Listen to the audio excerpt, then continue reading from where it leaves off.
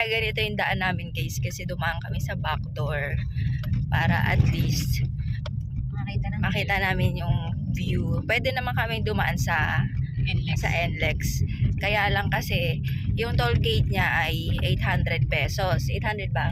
Tapos sayang din naman wala kami makikitang view. And yung 800 dito na lang, 'di ba? Para adventure din. Yung parang lang nung nag-Mindanao Loop kami, hindi namin alam kung ano yung madadaanan namin. Pero okay lang, at least. Dito nga pala, pag dadaan kayo dito, may portion na walang signal. So, maliit din yung daan. Mayroon konting rough road. Tapos, maliit yung daanan.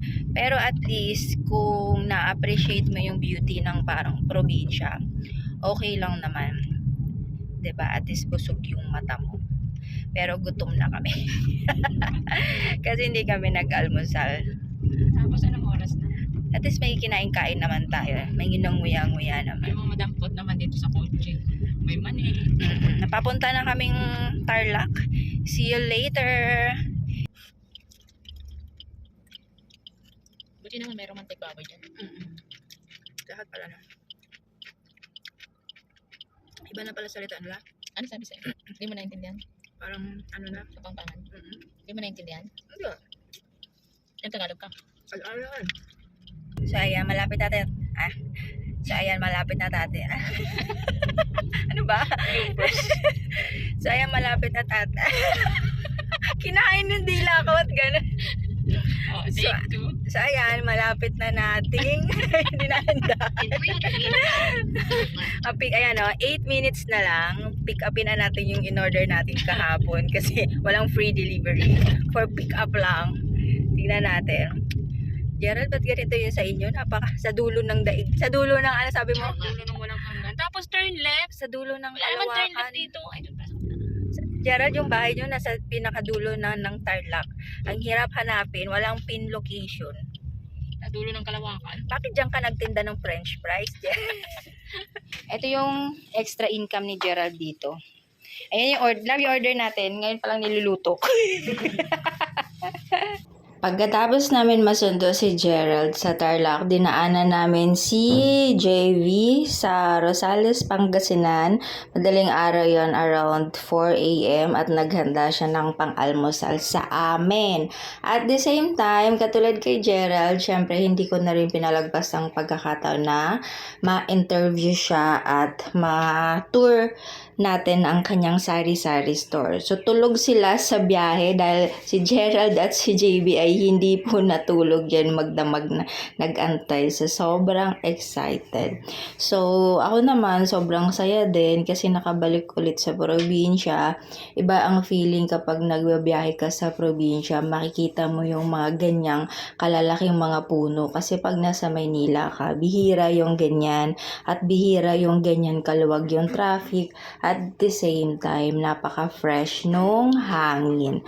So, sama kayo sa bakasyon namin para ma-relax muna. Huwag kayong mag-alala kasi ang mga tindahan po namin ay open pa rin. Alam ko may magtatanong, so may mga naiwan po dyan. At lahat po yan, sagot ko.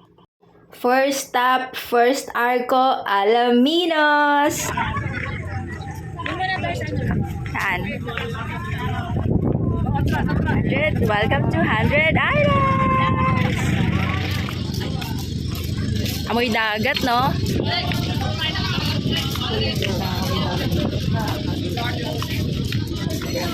Gerald. Basura mo, iuwi mo.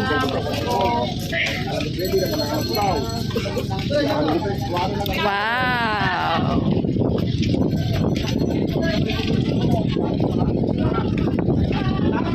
Grupo yan la, parang katulad sa Boracay. Parang katulad sa Boracay yan. Diba? Hello mga kumarites ko! Sarap ng hangin. My God! Ayan. Fresh yung hangin, walang kasamang ano. Usok.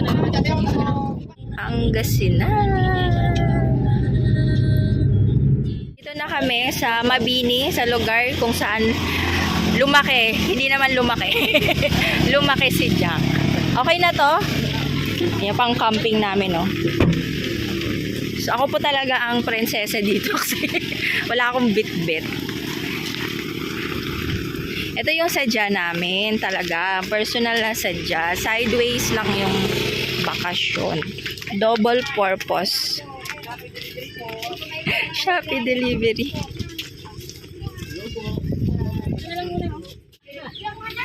Ngayon lang siya nagsaing. Kakainin lang ko ng ibang dyan. Balik mo na yun doon, pati yung sa damit. Si Jervin na in charge dyan. Mamarinate mo. Wala. Ang cute ng kalabasa. Talong. Nandito tayo sa Mabini Public Market. Mga Ricardo. Ah, ito. Nakabalot na. Saan punta, be? Ano dito? Mas mura pa pala. 20 lahat ng balot. Sabi ko, pabili ng bangus maysa. Yung pala, hindi pala Ilocano. Ang salita pala daw dito ay halong 50 pesos lang yun. Chinela. Panggalatok at Ilocano. Pwede pala yun. Sa isang lugar, dalawa yung salita nyo. Panggalatok, Ilocano. Hintayin mo na lang ako doon. Tao nga, ang init eh.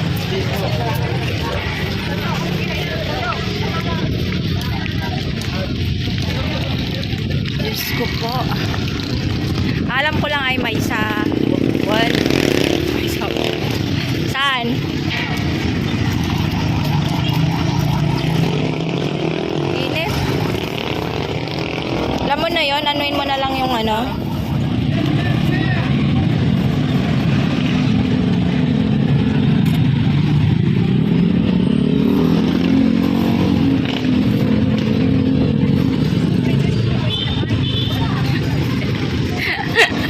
Kailangan parang pagluto si Ma'am Ibo. Okay, ikaw nga panlaban namin dito eh. Huwag mo kami benta ha. Salitang Ilocano at Panggalatok. Sakto lang pala madami kang binaling sibuyas, no?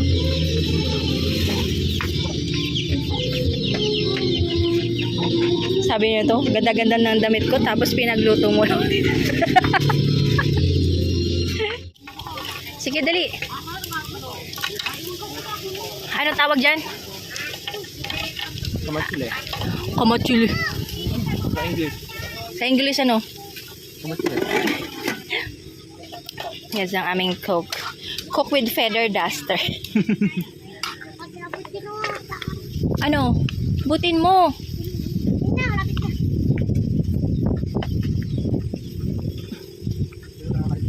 Grabe. Ayan yung hangin na yan. Ah, bahala ka dyan. Yung hangin na ganyan, yan yung nakakaitim. Tignan mo yung ano nila, yung ring nila nasa kalsada. Buwis buhay maglaro ng basketball.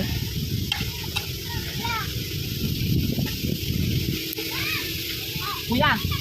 Akala mo lang humahangin yan, pero itim ka dyan. Mangingitim ka dito, Gerald. Ayo. No? Ano, dito na kami ni Gerald Maniran sa probinsya. Kasama si JB at si Jack. Yan, nag-ready kami ng food para mamaya kasi mag-overnight kami. Overnight camping. Yan. Tapos pag gusto mo maglaro ng basketball, buwis buhay kasi nasa kalsada. Kaya nga. Yung court sila. Nasa kalsada. Yung mga ano dyan eh. Uy, kuha ka na lang kamansi. Ano tawag dyan? Kamat. Salad. Kamat? Ah, kamat chili. Dali, kuha ka na. Ayaw maniwala sa akin eh. Tikman natin nung lasa. Ay, sige po. Thank you po. Ay, sige po. Thank you. Ano tawag dito? Environmental fee? 30 pesos. 7 minutes.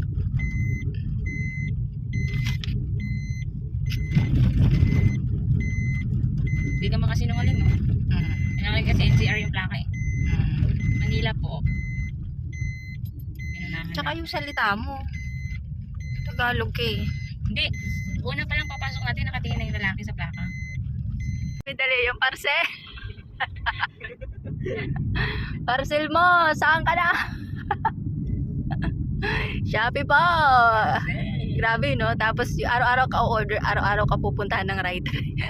Manong rider, lagi mo ako binibisita. Crush mo ba ako? Napakalayo. So guys, waiting muna kami kasi ganda dito kasi ano siya, LGBTQ friendly lang. Meron silang flag doon. Tapos kakain muna kami dito pansamantala. Kasi di pa kami nagtanghalian, pagod na silang. Basta may nadala ko apat. Ang pagod dito si JB tsaka si Jack. Kami, tsaka sunod si Gerald. Ako, chill lang. So, kain muna tayo. Nag-order ako ng buko. Kunin ko lang ito naman siya. Maya-maya pa. Kanya-kanya, gutom.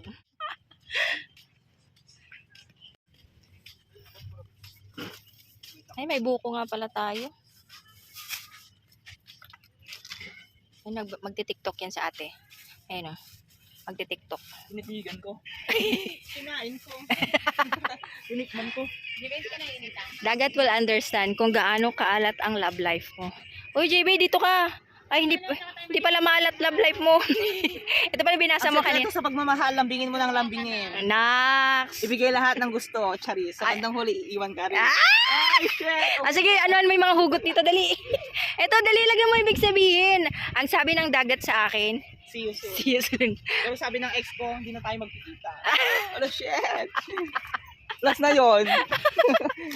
Yung huling nakasama ka sa hotel, last na tayo. Ay, at least pinaligaya ka. Hindi nga eh, pinahirapan ka rin. Ang hirap ba nagpa-hard to get? So, ayun guys. Magbabakasyon muna kami at mag-enjoy. Charang! Pagod ka? Ha? Pagod ka? Yung tuhod ko lagi masakit. Parang lagi nirarayo. Ganun talaga pagka, sign of aging. Nagde-date yung dalawa. So, ayun na nga. Ang unang beach na napuntahan namin ay dito sa lowest beach front. So, sa nakita nyo kanina talagang sinuyod namin nakailan kaming visit sa iba't ibang beach. Pero ito yung pinaka nagustuhan namin kasi bukod sa maganda din yung view niya, konti lang yung tao at hindi pa ganon ka crowded kasi yung iba ang daming tao na so parang hindi mo na siya ma-enjoy tsaka maingay. Ito nga pala guys, nagustuhan ko kasi LGBTQ friendly siya. So beachfront and non-beachfront, meron po silang available na aircon rooms, bamboo houses, and open sa cottages. Yung cottage namin ay 1,500 pesos. Parang good for 25 persons na kasi napakalaki. And nasa may Tambobong Dasol, Pangasinan siya. Medyo mahirap lang yung daan papunta dito kasi talagang rough road siya, maawa ka sa kotse. Pero pagdating mo naman dyan ay sulit na sulit naman. Hindi lang masyadong maganda yung sa CR kasi tig-iisa lang CR sa pambabae at sa panlalaki at merong isang shower room. Kumbaga pagpunuan, medyo pila talaga sa CR pero overall napakaganda, malinis, marerelax ka sa view at tahimik. And pag umuwi na pala kayo, ganun din, medyo nakakahilo yung daan kasi paikot-ikot. So, at least, 'di ba, para expectation versus reality. Pero pagdating naman sa dulo ay ang gaganda naman ng mga beach nila. After namin dito, may pinuntahan pa kaming falls. And abangan nyo na lang sa part 2. Thank you so much for watching.